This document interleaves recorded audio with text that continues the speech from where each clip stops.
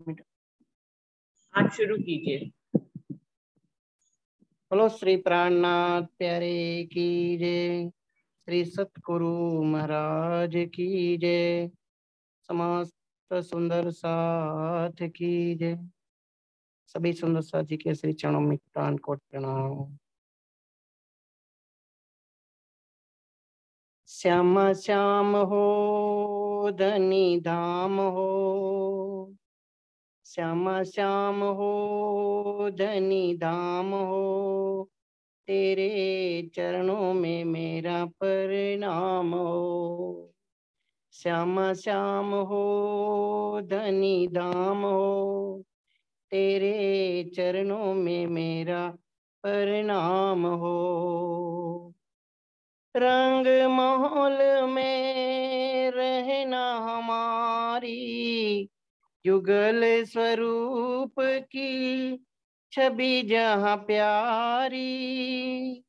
रंग महल में रहना हमारी, युगल स्वरूप की छवि जहाँ प्यारी, छवि जहाँ प्यारी। श्याम श्याम हो धनी धाम हो, तेरे चरणों में मेरा प्रणाम हो। श्याम श्याम हो धनी धाम हो, तेरे चरणों में मेरा प्रणाम हो। मूल मिलावा खिलवत खाना, पर आत्म का असल ठिकाना। मूल मिलावा खिलवत खाना, पर आत्म का असल ठिकाना, असल ठिकाना। श्याम श्याम हो धनी धाम हो, तेरे चरणों में मेरा प्रणाम हो। श्याम श्याम हो धनी धाम हो, तेरे चरणों में मेरा प्रणाम हो। प्रीत पिया की अति सुखदाई, पर निस्बत बिना किसी ने न पाई। प्रीत पिया की अति सुखदाई, पर निस्बत बिना किसी ने न पाई, किसी ने न पाई। श्याम श्याम हो धनी धाम हो, तेरे चरणों में मेरा प्रणाम हो। श्याम श्याम हो धनी धाम हो, तेरे चरणों में मेरा प्रणाम हो। सतगुरु बन पिया आप पधारे, तार तम के किए उजियाले।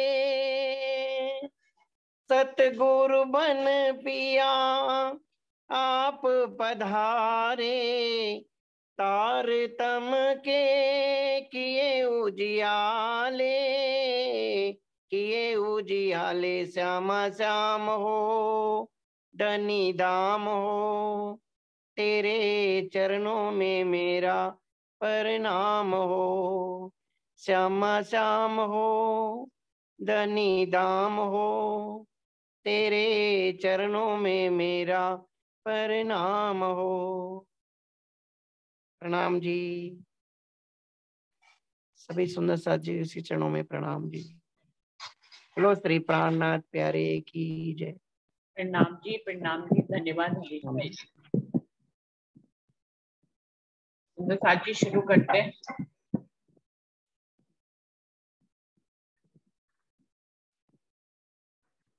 सभी सुंदर साथ जी को प्रेम प्रणाम।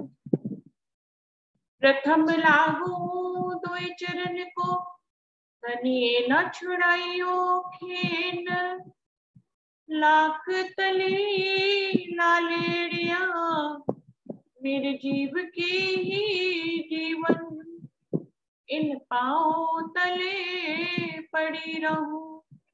धनी नजर खोलो बातू, फलना वालों निरखु नेत्रे, मेरे जीव के ही जीवन, मेरे जीव के ही जीवन। श्री वंदो सतगुरु चरण को, करो सो प्रेम प्रणाम। अशुभ हरन मंगल करन, धनी श्री देव चंद्र के नाम।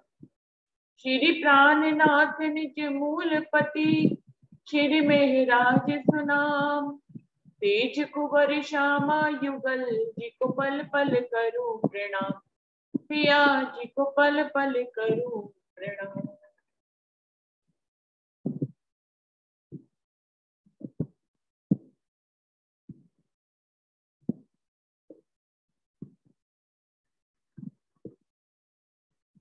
राम रतन महाराज जी की बीतक की 7वीं लहर चल रही है सुंदरता जी, और उसके चौथे भाग में हम आगे बढ़ रहे हैं।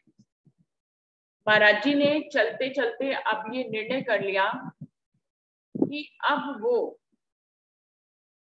उनको जहां पे भी मिले, जब लंबे चौड़े संत मिले तो वो भी किसी रिद्धि सिद्धि में फंसकर महाराज जी को अपने साथ बांधना चाहते थे। दूसरे संत मिले तो वो भी उनको संत जैसे लगते ही नहीं थे, महात्मा जैसे लगे नहीं। उनको जो है कहा कि मंगलवार को तुम्हें देख लूंगा, तुमने मुझे प्रणाम नहीं किया। तो महाराज जी को सब तरफ घोर अंधकार सा दिखने लग गया। फलाहार भी छोड़ दिया उन्होंने, अन्न आहार तो पहले ही छोड़ दिया, फलाहार भी छोड़ दिया। 8 दिनों से सिर्फ जलाहार पे थे। महाराज जी चल रहे थे आगे, कैसे धनी ने उनके पैरों में बल डाला और वो उस महात्मा से बचकर आगे तो निकल गए, लेकिन उनका मन जो है वो छिन्न भिन्न हो गया। उनको लगा दुनिया में ये कहने को तो परमात्मा की बनाई दुनिया है, दिखता भी है कि परमात्मा की बनाई है, जहां पर मेरी मर्जी से कुछ नहीं होता है, जहां हमारी और आपकी मर्जी से कुछ नहीं होता है। जो होता है उसी की मर्जी से होता है, उसी की मर्जी से ऋतुएं आती हैं, चली जाती हैं, बारिश आती है, चली जाती है, सूरज निकलता है, ढल जाता है, फिर चांद निकलता है और ढल जाता है। तो किसी ना किसी ने तो इस सारी सृष्टि को समेटा ही हुआ है, किसी की शक्ति से तो ये चल ही रही है, कितनी व्यवस्थित ढंग से चल रही है। ये सब समझ में आता है कि उस परमात्मा के हुक्म से ही हो रहा है, हमारे हुक्म से तो होने से रहा।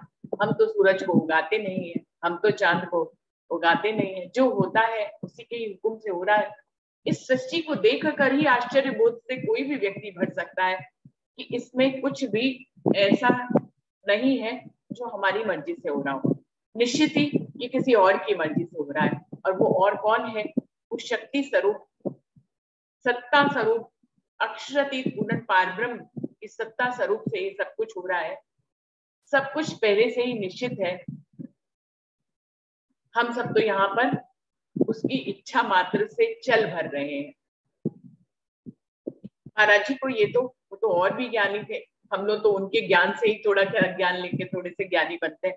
महाराज जी तो पूर्ण से ही ज्ञानी थे। समझ तो उनको आता था कि ये सृष्टि जो है जहाँ पे मैं चल रहा हूँ, अस्तित्व अपने परमात्मा का खोजते हुए, वो सृष्टि उसी ने ही बनाई है। लेकिन जो सृष्टि उसमें बनाई है उसमें वो मुझे दिखता क्यों नहीं है? ये उनका पहला मन का प्रश्न था, उनके हृदय का। जो महाराज जी के हृदय का प्रश्न है वो हर प्राणी के हृदय का प्रश्न होता है, भले चाहे वो अपने काम काज में, अपनी दिनचर्या में, जो भी उसको परमात्मा ने दी हुई है उसमें वो इस प्रश्न को कभी कभी भूल भी जाता है, या कभी कभी क्या अधिकतर समय भूला रहता है। लेकिन जब भी वो बोध पूर्ण होता है, जब भी वो ज्ञान पूर्ण होता है और उसकी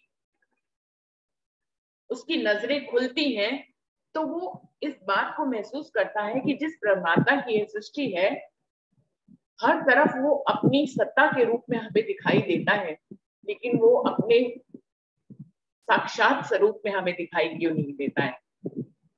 ये एक बेसिक प्रश्न होता है जो हर दिल की लालसा होती है। जो भी परमात्मा की तरफ चलता है उसको यही अभिलाषा के साथ वो चलता है कि वो सत्ता के रूप में मुझे हर पल हर घड़ी दिखता है, हर क्षण में वो दिखता है, हर पल में हमें ये पता होता है कि ये पल भी उसी की मर्जी का है जो आने वाला पल है वो भी उसकी मर्जी का है, जो अभी चल रहा है वो भी उसकी मर्जी का, और जो गुजर गया है वो भी उसकी मर्जी का है। हमारी मर्जी का ना भूत है, ना भविष्य है, ना वर्तमान है। तो जिसकी मर्जी का है वो मुझे दिखाई समझ तो आता है, ज्ञान बोध से तो दिखता है, सत्ता बोध से तो दिखता है, लेकिन साक्षात स्वरूप से वो नहीं दिखाई देता है। महाराज जी उसी की खोज में लगे हुए हैं और उनको समझ में आ गया है बिना सद्गुरु के वो उसको देख नहीं पाएंगे। तो इसलिए सद्गुरु की खोज में भी निकले, लेकिन सद्गुरु का भी कोई इशारा नहीं है उनके हृदय में। वो कह रहे हैं जिसकी पहचान नहीं, जिसको आंखों से जानते नहीं, पहचानते नहीं, इस भरी दुनिया में वो हमें कहाँ मिलेगा। जिसकी खोज में हम चल पड़े हैं, तो उसकी खोज में चल तो पड़े, वो सच्चा सद्गुरु तो नहीं मिल रहा है, लेकिन और मायाविक महात्मा उनको मिल रहे हैं जो अपनी तरह तरह की माया उनको दिखा रहे हैं, जो कि महाराज जी को दिल को नहीं भाती है। क्योंकि जो सत्य का खोजी होता है उसको माया का क्या ही कुछ अच्छा लगे, जो माया की रिद्धि सिद्धियों से सुख प्राप्त करते हो उनको ही वही अच्छा लगे। लेकिन जिनको परमात्मा की खोज है, जिनको सच्चे सत्सुर की खोज है, उनको इन रिद्धि सिद्धियों से कोई मतलब नहीं होता है। अभी जबकि महाराज जी 8 दिन से जला आहार पे हैं, शरीर बहुत कमजोर हो गया है, फिर भी अपने अंदर कोई शक्ति महसूस करते हैं जो उनको चलने की प्रेरणा दे रही है, आगे बढ़ने की प्रेरणा दे रही है, जिससे महाराज जी बढ़ते चले जा रहे हैं। लेकिन मन में उनके अब थोड़ा सा ये भाव आने लग गया है कि वो परमात्मा लगता है मुझे मिलेगा नहीं। इसीलिए क्या सोच लेते हैं कि ये भी उसी की मर्जी है, उसको मिलना है तो उसकी मर्जी है, उसको नहीं मिलना है तो ये भी उस परमात्मा की मर्जी है। अगर उसको नहीं मिलना है तो इस चोले में रहने का फायदा ही क्या है। ये चोला मुझे तो यही लगता था कि उससे मिलने के लिए ही मिला है, लेकिन अगर वो नहीं मिल रहा है, कोई इशारा भी नहीं दे रहा है, तो मुझे इस चोले में रहने की जरूरत ही क्या है। फिर वो जाने और मेरे मन में उपजाने का भाव भी वही जाने। वो ऐसा उपजा रहा है तो महाराज जी को लगा कि यही अति उत्तम विचार है। ऐसा सोचकर उन्होंने पहले ही 8 दिन से जलाहार पे हैं, तो मरने की तैयारी तो पहले ही कर रखी है। अभी मन में दृढ़ निश्चय कर लिया कि अब इस चोले का अंत करेंगे और अब इस चोले में नहीं रहेंगे, इस तन में नहीं रहेंगे। अब उनको क्योंकि कोई भी सत्पुर ऐसा सच्चा नहीं मिल रहा है जिसपे वो अपने आप को निछावर कर दे, जिसपे वो समर्पित हो जाए, जिसको देखने के बाद, जिससे मिलने के बाद उनका अंग अंग पुलकित हो जाए और वो प्रेम का, उस आनंद का, अद्भुत आनंद का अनुभव कर सके, ऐसा उनको कोई भी नहीं मिल रहा है। जब नहीं मिल रहा है और कोई इशारा भी नहीं मिल रहा है, तो महाराज जी ने ये ठान लिया कि वो अब जो है इस तन को छोड़ देंगे। ऐसा सोचकर वो एक ऐसे स्थान पर पहुंचते हैं जो बहुत बड़ी पाषाण जैसा पर्वत सा है। वहां पर महाराज जी जो है अपनी कमर टिकाकर बैठ जाते हैं। अब मरकर ही उठे यहाँ से, मन ने एक संकल्प किया, मन ने एक संकल्प कर लिया, बैठ गए हम कमर लगाकर, मिल गई एक पाषाण शिला। अब मरकर ही उठे यहाँ से, मन ने एक संकल्प किया, मन में हमारे एक संकल्प आ गया कि यदि वो मिलना नहीं चाहता, हमें कोई इशारा नहीं देना चाहता, और हमारे मन में ऐसे संकल्प पैदा कर रहा है, उसकी मर्जी के बिना तो हम सोच भी नहीं सकते। यदि वो हमें ऐसा सोचने सुचवा रहा है तो निश्चित ही मुझे अब ये तन छोड़ना चाहिए। अर्धरात्रि उपरांत हमारे पास महात्मा एक आया, जिसने निज ठठरी की गठरी खुलवाकर कुछ समझाया। क्योंकि महाराज जी हमेशा ही अपने शरीर की एक गठरी सी बना लेते थे। जब वो आराम की मुद्रा में जाते थे लेट के, तो वो कभी सोते ही नहीं थे, कहीं पे भी बीतक में नहीं आया। वो अपने दोनों पैरों के अंदर अपने सर को बंद कर लेते थे और इस तरह से वो एक गठरी की तरह बन जाते थे। तो महाराज जी कह रहे हैं जब आधी रात्रि बीत गई, तब उसके उपरांत एक महात्मा जी हमारे पास आए, उन्होंने हमारी गठरी को खुलवाया, जो अपने आप को बना लेते, खुलवाकर कुछ समझाया, उन्होंने हमें कुछ समझाया। आश्रयात आश्रम गच्छेत, आप गलत संकल्प किए हैं, इसका समय नहीं है अब, इसकी शोभा इसी वक्त है, समय आएगा इसका जब। उन महात्मा ने कहा, उनको पता लग गया ऐसी अकेली जगह पर आकर बैठ जाना जहां ना भोजन की व्यवस्था है, ना पानी की व्यवस्था, पानी की भी व्यवस्था नहीं है, ऐसी जगह पर आसन बिछाकर कोई बैठा है तो निश्चय ही वो मरने का संकल्प लिए हुए है। महात्मा को समझ में आ गया और वो आकर उनसे कहते हैं कि आप गलत संकल्प किए हैं, इसका समय नहीं है। आपने जो संकल्प किया है मरने का, ये गलत है, अभी इसका वक्त नहीं आया है। सुंदर साथ जी परमधाम की आत्म इस दुनिया में आई है इस खेल को देखने। खेल मांगा, चाहे धनी नहीं मंगवाया, पर हमने धनी की चाहना से मांगा। और ये हमारी चाहना क्या, जब धनी की चाहना थी तो हमारी चाहना ही थी। और धनी यदि हमें खेल दिखाना चाहे और हम ना देखें, कैसे हो सकता है। तो धनी ने हमें खेल दिखाना चाहा, तो परमधाम की आत्म यहाँ पे तरह तरह के खेल देख रही है। महाराज जी अपने तरह का खेल देख रहे हैं, जहाँ उन्हें तरह तरह के महात्मा मिल रहे हैं जो रिद्धि सिद्धियां प्राप्त हैं। कोई उनसे प्रेम करता है, कोई उनसे जो है द्वेष करता है, कोई उनसे कोई साधन सिद्ध करना चाहता है। इस तरह से महाराज जी को महात्माओं की दुनिया में अलग अलग दुनिया, अलग अलग माया दिखाई दे रही है। हम लोगों को घर की माया दिखा रहे हैं धनी, कि घर में किस तरह से माया चलती है। और महाराज जी को महात्माओं की माया दिखाई कि महात्माओं में भी किस तरह के अंधकार बसे हैं, किस तरह के भ्रम बसे हैं, और उनके माध्यम से हमें दिखा रहे हैं। हम महाराज जी की गीता पढ़ रहे हैं तो हमें समझ में आ रहा है कि धर्म की राह पर चलना या घर बार छोड़कर निकलना ना तो इतना आसान है, और अगर आसान नहीं है इस रास्ते पे यदि कोई चलता भी है तो कौन सा वो परमात्मा तक पहुंच जाता है इतने जल्दी। कितने ही अंधकार बीच में आते हैं, कितने ही मन में वेग आते हैं, कितने ही तूफानों से गुजरना पड़ता है, बिल्कुल वैसे ही जैसे ग्रस्त में रहकर गुजरना पड़ता है। कितने ही दुखों को पार करना पड़ता है, कितने ही कष्टों को सहना पड़ता है, जैसे कि परिवार में सहना पड़ता है। माया तो माया ही है, चाहे घर से निकलकर माया देखिए, चाहे घर के अंदर माया देखिए। हर तरफ धनी हमें माया दिखाने के लिए लाए हैं, तो माया तो दिखेगी। आप घर के अंदर रहेंगे तो घर प्रकार, घर में अलग तरह की माया दिखेगी। आप घर छोड़कर चले जाएंगे तो महात्माओं के बीच में अंधकार और माया दिखाई दे जाएगी। तो माया है।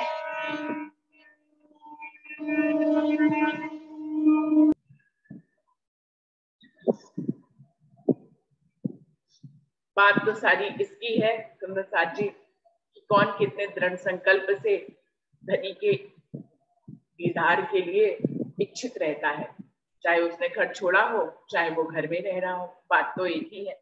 आपकी इच्छा पे सब कुछ डिपेंड करता है। हमारे अंदर इच्छा कितनी गहरी है, उस धनी से मिलने की, उस परमात्मा से, उस परम सत्ता से मिलने की कितनी गहरी इच्छा है, इसी पे सब कुछ डिपेंड करता है। कहते हैं आप गलत संकल्प किए हैं, इसका समय नहीं है, इसकी शोभा इसी वक्त है, समय आएगा इसका। वो महात्मा कहते हैं कि परमात्मा की मर्जी के बिना कुछ भी संभव नहीं है। यदि अभी आपका समय नहीं आया मरने का, तो आपको नहीं ऐसा कोई संकल्प करना चाहिए कि आपको तन छोड़ना है। ये गलत संकल्प है। यदि सब कुछ हमने उसकी मर्जी पे छोड़ा है, तो ये भी हमें उसकी मर्जी पे छोड़ना चाहिए। वो जब हमें ले जाएगा तब जाएंगे, और जब तक वो हमें माया दिखाएगा तो माया ही देखेंगे। जब वो हमें खुद को दिखाएगा तो हम उसको देखेंगे। तो सब कुछ उसी की मर्जी पे ही छोड़ना चाहिए। वो कह रहे हैं आपने गलत संकल्प ले लिया है, ये समय नहीं है अभी आपके जाने का। इसकी शोभा उसी वक्त है, तन छोड़ने की शोभा उसी वक्त होती है जब ऊपर से हुक्म आ जाए। समय आएगा इसका, जब ऊपर से हुक्म पारित हो जाए कि अब तुमको तन छोड़ना है, तभी तन छोड़ने की एक अनुपम शोभा होती है। उससे पहले असमय आप इस तरह से गुप्त जगह पर सब तन छोड़ेंगे, उसकी क्या ही महिमा होगी। वो दुनिया में आए हैं तो तन छोड़ने की भी एक महिमा है कि हम उसकी मर्जी से चल रहे हैं। वो जब छुड़वाएगा तब छोड़ेंगे। पहले ब्रह्मचर्य आश्रम, तत्पश्चात गृहस्थ आश्रम, वानप्रस्थ आश्रम के पीछे आता है संन्यास आश्रम। वो उनको बताते हैं कि 4 तरह के आश्रम जीवन में एक भी मनुष्य के आते हैं। पहले उसको ब्रह्मचर्य आश्रम का पालन करना होता है, यानी कि पहले ब्रह्मचर्य रहता है व्यक्ति, फिर वो गृहस्थ आश्रम में जाता है, यानी कि विवाह करता है, फैमिली बनाता है और बच्चे पैदा करता है।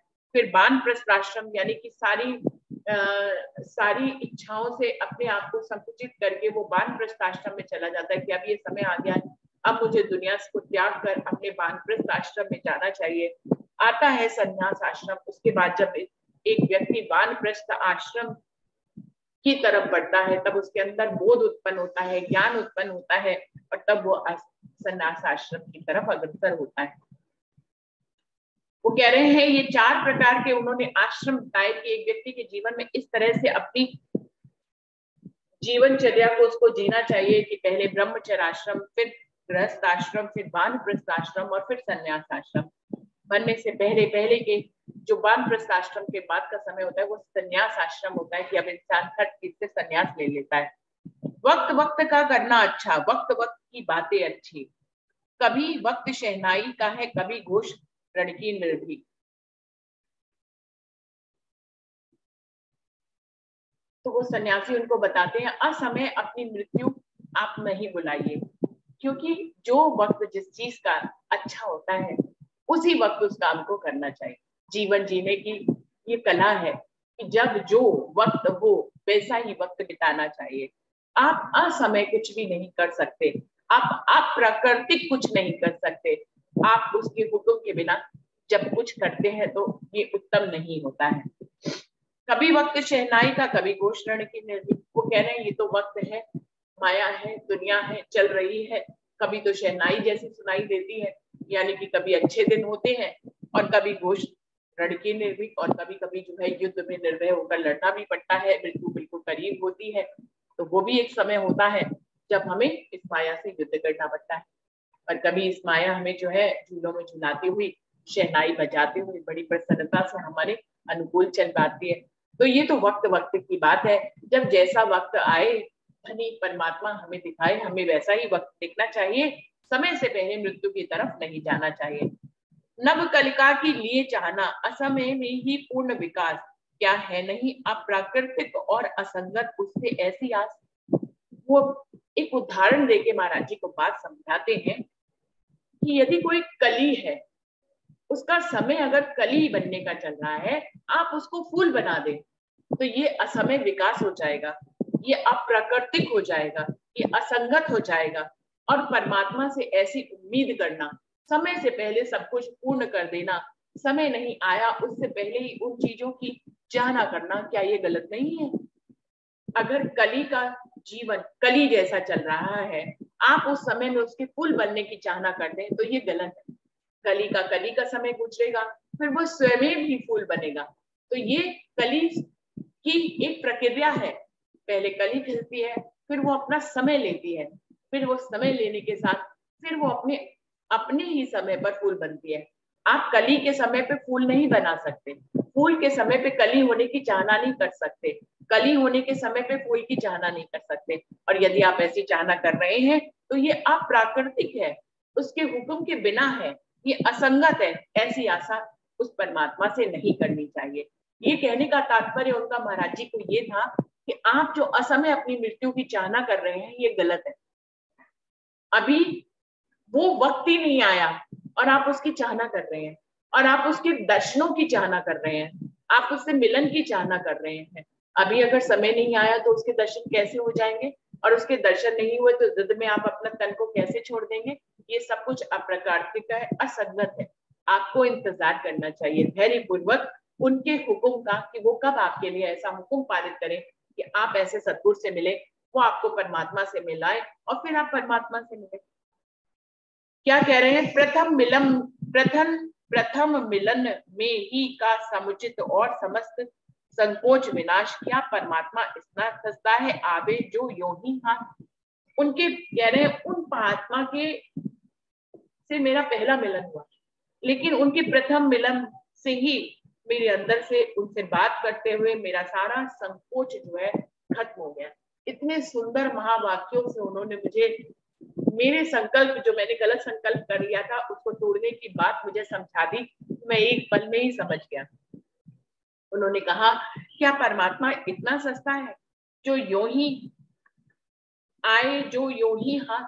क्या इतना सस्ता है जो परम सत्ता है, जिसके अंतर्गत हम सब चल रहे हैं, जिसके दर्शनों की अभिलाषा हजारों लाखों पूरी सृष्टि लिए हुई है, विष्णु ब्रह्मा विष्णु महेश तक उसके दर्शनों की अभिलाषा ली है?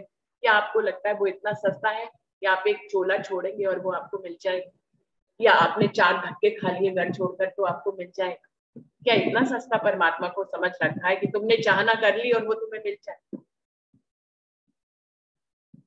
सिर्फ चाहना भर से वो नहीं मिलता है, चाहना होनी चाहिए, वो भी लगातार होनी चाहिए। मिले ना मिले, आपकी चाहना बनी रहनी चाहिए। ऐसा चाहना जब परखी जाती है उसकी तरफ से, शायद तब दर्शन मिलते हो। निर्णय बदल गया सुनते ही उनका महत्वपूर्ण वक्तव्य, ठीक जची उनकी सब बातें, जजा हमें उनका कर्तव्य। महाराज जी कह रहे हैं उनकी बातें सुनते ही हमारा जो है बहुत महत्वपूर्ण शब्दों में उन्होंने मुझे बताया और मेरा निर्णय बदल गया कि नहीं, अब तक नहीं छोड़ेंगे। ठीक जची उनकी सब बातें, हमें उनकी सारी बातें ठीक लगी। जजा हमें अपना कर्तव्य, हमें अपना कर्तव्य समझ में आ गया कि हमें क्या ही करना है, हमें तन नहीं छोड़ना है। परमात्मा मिले ना मिले, हमें उसकी चाहना करते हुए जो वो दिखाए देखते हुए चलना है, और हमें परख लेगा वो तो उत्तम समय पे हमें स्वयं ही मिल जाएगा। हमारे अंदर जाना उपजाने वाला वही है, हमें चलाने वाला वही है, तो हमें मिलने वाला भी तो वही होगा। हम निर्णय कैसे ले, ये हम अपनी तरफ से कैसे निर्णय ले लें कि वो हमें आज मिले, अभी मिले, इसी वक्त मिले? वो जब भी मिल सकता है। उसने चाहना उत्पन्न करी है तो उसके लिए वक्त भी लगाएगा, तरह तरह की माया दिखाएगा, हमें अनेक परीक्षाओं में डालेगा, हमें परखेगा, हमें ठोकेगा, हमें पीटेगा, हमें अपने अनुकूल बनाएगा, फिर हमारे अंदर आएगा। ऐसे थोड़ी ना आ जाएगा। तो हमारे अंदर हमें दर्शनों को उपलब्ध होने के लिए हमें उसके प्रति पूर्ण पात्र भी तो बनना पड़ेगा, और पात्र भी तो वही बनाएगा, और पात्र बनाने के लिए अनेकों अनुभवों से गुजारेगा। तो महाराज जी कह रहे हैं हमें उनकी बात सारी ठीक लगी। अगर महात्मा यह अच्छा है, सुबह चले जाएंगे हम, अब तो यही काट ले, आ ही गए यहाँ जब तक। महाराज जी कह रहे हैं आपकी बात हमें अति उत्तम लगी है, अब तक नहीं छोड़ेंगे, खाना पीना भी शुरू करेंगे और पूरी तरह से उसका इंतजार करेंगे, उसके हर परीक्षा में उत्तीर्ण होंगे। हमें आपकी जो आपने हमें समझाया हमें अति उत्तम लगा है, लेकिन अब सुबह चले जाएंगे, अब रात हो गई है, यहाँ पे ही बैठे हैं तो यहीं पे रात काटने दीजिए। देखो यहाँ न ठहरो कोई, नहीं ठहरता यहाँ कभी, मेरी संपत्ति में तुम यहाँ से चले जाओ बस शीघ्र अभी। वो कह रहे हैं ये एक ऐसी जगह है जहाँ कोई नहीं ठहरता है, आप भी मत ठहरिए, तुरंत ही यहाँ से चले जाइए, दिन और रात को मत देखिए। आपको अगर बात समझ में आ गई तो अब यहाँ मत रुकिए, यहाँ कोई नहीं रुकता है।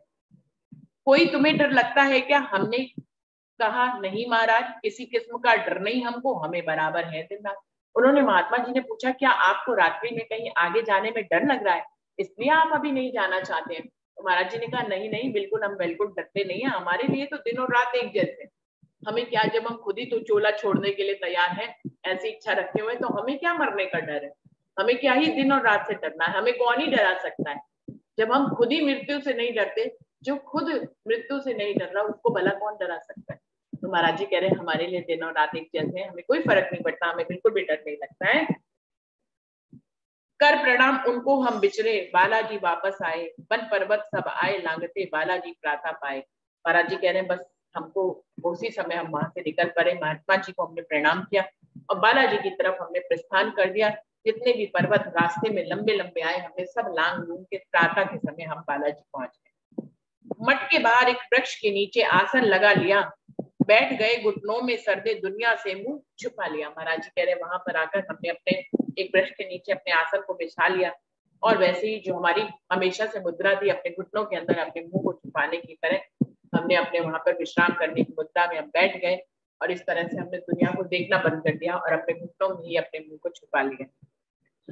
वही रात थी जिसकी हमें चुनौती दी सन्यासी ने, क्या इशारा था मंगल था, क्या इशारा था मंगल का, बीत चुकी थी अर्धरात्रि। महाराज जी कह रहे हैं ये वही मंगल का दिन आ गया जिसके लिए उनके जिन महात्मा को इन्होंने प्रणाम नहीं किया था, उन्होंने कहा था तुझे मंगल को देखूंगा तो के महाराज जी कह रहे हैं आज वही दिन आ गया मंगल का जिसका उसने हमें चुनौती दी थी।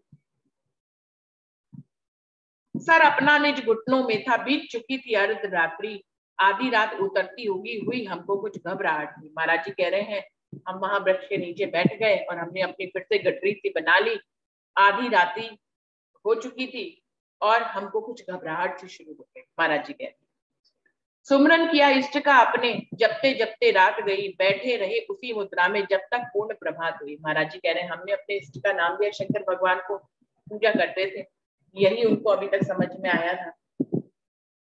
तो शंकर जी को अपने इष्ट को जपते जपते वो कह रहे हमने रात गुजारी, हमें घबराहट सी हो रही थी और उसी गठरी की मुद्रा में दोनों घुटनों के बीच में अपने सर को छुपाए हुए हम उसी मुद्रा में बैठे रहे और फिर पूरा सवेरा हो गया। उदय हुआ उजाला जिस समय, साधुओं ने देखा हमको, देख हमारी हालत, कुछ आश्चर्य हुआ साधु जन को। वो कह रहे हैं जब सवेरा हो गया, हम तो अपने घुटनों से मुंह ही नहीं निकाला, महाराज जी कह रहे हैं सवेरा हो गया, हम वैसे ही बैठे रहे। तो कुछ साधुओं की नजर हम पे पड़ी, वो हमारे तक आए, हमारी हालत को देखकर उन साधुओं को बड़ा ही आश्चर्य हुआ। कैसी हालत हो गई थी महाराज जी, कौन वेश के साधु हो तुम, प्रश्न किया हमसे कुछ ने, हम साधु नहीं है बाबा जी, उत्तर दिया उन्हें हमने। अब सब साधु संत आ गए, उनकी हालत और वेश को देखकर, क्योंकि पूरे कपड़े तार तार हुए हुए थे महाराज जी, भोजन किया नहीं था और इतनी लंबी यात्रा करके महाराज जी आ रहे थे, तो ऐसे में कपड़े तो तार तार हो ही जाने थे।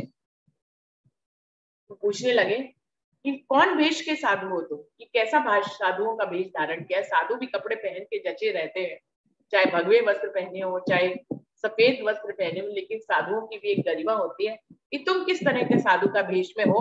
कुछ लोगों ने हमसे प्रश्न किया, तो महाराज जी ने उनको उत्तर दिया, हम साधु नहीं है बाबा जी, उत्तर दिया उन्हें हमने कहा नहीं नहीं, हम साधु नहीं, हम कोई साधु महात्मा नहीं, बदकिस्मत से ब्राह्मण ही है और कुछ है नहीं, धक्के खाते फिरते हैं भाई अद्भुत लीला में उसकी। वो कह रहे हैं कि नहीं, हम कोई साधु महात्मा नहीं है, लेकिन हम जाति से ब्राह्मण जरूर है और कुछ भी नहीं है, हमने कोई उपलब्धि नहीं की, हम कोई साधु सन्यासी नहीं है, और उस परमात्मा की इस अद्भुत लीला भरी इस दुनिया में हम धक्के खा रहे हैं, बस हम कोई महात्मा नहीं। गुरु नहीं कर पाए अब तक कर्महीन निकले इतने, विचर रहे उद्दंड इसी से, बंधे नहीं है खूंटे से। महाराज जी कह रहे हैं दूसरी बात है, हम सच्चे सदगुरु की खोज कर रहे हैं, हमें कोई गुरु तक नहीं मिला, हम इतने कर्महीन है कि हम एक गुरु तक को नहीं ढूंढ पाए अभी तक। इस तरह से हम किसी खूंटे से नहीं बंधे हैं और उद्दंड नहीं घूम रहे हैं, यानी कि किसी सदगुरु से मिले नहीं है और बिना सदगुरु के उद्दंडता से इधर उधर घूम रहे हैं, परमात्मा की खोज कर रहे हैं, हमें मिल नहीं रहा है। हमें तो सदगुरु ही नहीं मिल रहा, परमात्मा की तो बात बहुत दूर की है। तो इस प्रकार से बड़े प्रसन्न हुए साधु, सबके बात सुनकर अपनी लगे हमारी तारीफें करने सब साधु सन्यासी। तो कह रहे हैं कि हमने सीधी और खरी बात कह डाली कि हम तो साधु है नहीं, परमात्मा को ढूंढ रहे हैं, हमें तो सदगुरु भी नहीं मिला। तो वो सब साधु जन बहुत हमारी तारीफें करने लगे, हमारी सत्य बात को सुन के कह रहे ये तो बहुत सच्ची बात बोल रहे हैं। मठाधीश भगवान दास जी मठ से बाहर को आए, बात पूछते फिरे सभी को, सबके बाद यहाँ आए। उस मठ के जो मठाधीश थे, भगवान दास उनका नाम था, वो जब मठ के बाहर आए, उनको भी ये सूचना पहुंची हमारे आने की, वो सबसे पूछते पूछते फिर हमारे पास आ गए। जहां धरा था अपना पिंजर, विपट सहारा था जिसका, पेट पिचक रह गया कमर से, जैसे दम निकला इसका। वो कह रहे हमारे पास आ गए, जहां हम अपने पिंजरे में बैठे हुए थे, स्तन रूपी पिंजरे में, उन्होंने इतना, उनका शरीर निर्बल और सूखा हो गया था कि महाराज जी ने उसको पिंजर की उपमा दी है कि ऐसे जैसे कि एक पिंजरा सा पड़ा हुआ हो, ऐसा हमारा शरीर वहां पे रखा था। उसी पिंजरे के अंदर हमारा जीव रूपी पंछी था, जिसके सहारे, इस पिंजरे के सहारे हम बैठे हुए थे। पेट पिचक रह गया कमर से, क्योंकि कुछ खाया नहीं था, तो पेट पिचक कर कमर से जाकर लग गया था, जैसे दम निकला इसका, ऐसे लगता था कि हमारा दम अभी एक पल में निकल जाएगा। ऐसी हमारी जर्जर और दीनहीन हालत थी जहां हम बैठे हुए थे, और मठाधीश हमारे पास आ गए। मुंह बन गया घोंसला सा एक, केवल आने जाने को, श्वास पंछी आता जाता, बस बना न जैसे खाने को। तो कह रहे हैं हमारा मुंह जो है एकदम घोंसले की तरह, चिड़िया के घोंसले की तरह हो गया था, इतने दिनों से कुछ खाया नहीं था। और बस हमारे श्वास ही आ जा रहे थे। हमारा जीव रूपी पंछी जो है सांस ले रहा था, बस इस पिंजरे में, घोंसले में। हमारे मुंह को ही देखकर ऐसे लगता था जैसे हमने कभी कई दिनों से कुछ नहीं खाया और अब कुछ खा भी नहीं पाएंगे। जब इतने दिनों से आप कुछ ना खाएं, सच में आप ऐसे हो जाते हैं कि आप कुछ खा भी नहीं पाते। उठ तो हम सकते ही नहीं थे, लटके थे धागे तन पर, पूर्ण दिगंबर बने पड़े थे, था दरिद्र हमारे पर। महाराज जी कह रहे हैं उठकर उनको प्रणाम भी नहीं कर पाए, क्योंकि उठते तो पूरे नंगे ही दिखते। हम दिगंबर जैसे बन गए थे, जैसे जैन दिगंबर मुनि होते हैं ना, पूर्ण नग्न रहते हैं। तो महाराज जी कह रहे हैं कि सारे हमारे तन पर समझे जो हमारी लंगोटी थी उसके धागे ही धागे तार तार थे, वरना हम पूर्ण दिगंबर ऋषि की तरह बने हुए थे, पूर्ण नग्न अवस्था में थे। तो उठकर शर्म से उनको प्रणाम भी नहीं किया। था दरिद्र हमारे पर, हमारे को देख कर ही समझ में आता था कि हम पूर्ण दरिद्रता में हैं। आकर सन्मुख हुए खड़े हुए, देखा हमें आंख भर के, बड़े गौर से देख दाख कर इस प्रकार बोले हमसे। वो आकर हमारे सन्मुख खड़े हो गए, आंखें खोलकर हमें बड़े ध्यान से देखा, बड़े गौर से देख कर इस प्रकार हमसे बोले, चलो ब्रह्मचारी मंदिर बालाजी का दर्शन करना। सद्भावों को पाकर हमने शुरू किया पीछे चलना। महाराज जी वो आकर बोले, ये ब्रह्मचारी अब उठो, चलो मंदिर चलो, बालाजी के दर्शन तुम्हें कराएंगे। उनके ऐसे सद्भावों को पाकर महाराज जी कह रहे हैं, प्रेम भरे ऐसे अनुग्रह को सुनकर हम अपने आप को रोक नहीं पाए, और उनके पीछे पीछे हमने अपनी दीन दरिद्र हालत में ही, जिसे कि हम नग्न अवस्था में थे, उनके पीछे चल दिए, साथ चल दिए। जब भी हम अंदर पहुंच गए, जिस वक्त पीठ थपथपाकर मिठास के शब्दों में बोले एवं, उनके पीछे पीछे हम अंदर चले गए, और जब हम अंदर पहुंचे तो उन्होंने हमारी बड़े ही मीठे शब्दों से हमारी पीठ को थपथपाया, हमें प्रेम किया और हमसे बोले कि हे भक्त, आप यहाँ ठहरो, तुमको हम सभी सारी सुविधाएं देंगे, जिस आहार फला आहार आदि की इच्छा हो वही कर देंगे। उन महात्मा जी ने कहा कि आप अब हमारे साथ रुको, हम आपको सभी सुविधाएं देंगे। आप आहार करना चाहिए, आप फलाहार करना चाहिए, जो भी आपकी इच्छा होगी हम आपको वही प्रबंध करते। नहीं बनाना शिष्य नहीं बनाया शिष्य अभी तक, अगर आप ऐसा चाहो तो हम तुमको शिष्य बना ले, फिर बहुत ही अच्छा हो। उन महात्मा जी ने कहा कि हम यहाँ रहते जरूर है, मठाधीश जरूर है, लेकिन हमने आज तक किसी को भी शिष्य नहीं बनाया है, और यदि आपको उत्तम लगे तो हम आपको शिष्य बनाना चाहेंगे, बहुत अच्छा हो जाएगा। आपने अभी तक गुरु नहीं बनाया, हमने अभी तक शिष्य नहीं बनाया, तो राम मिलाई जोड़ी हो जाएगी, हम आपको शिष्य बना लेंगे, आप हमें गुरु बना लीजिए। इस प्रकार आग्रह पर उनके उत्तर दिया, अहो महाराज, कृपा आपकी इतनी ही काफी जितनी की है आज। उनके इस आग्रह पर महाराज जी ने उनको तत्पर, इस बात के लिए वो हमेशा सबको उत्तर दे देते थे, चाहे शंकर भगवान दर्शन देके कहें कि हमें गुरु बना लो, चाहे कोई और कहे, तो महाराज जी टपक कर उत्तर देते थे। उनकी आत्मा को वो विलक्षण शांति नहीं मिलती थी, किसी को भी देख कर तो वो उनको गुरु नहीं बना पाते थे।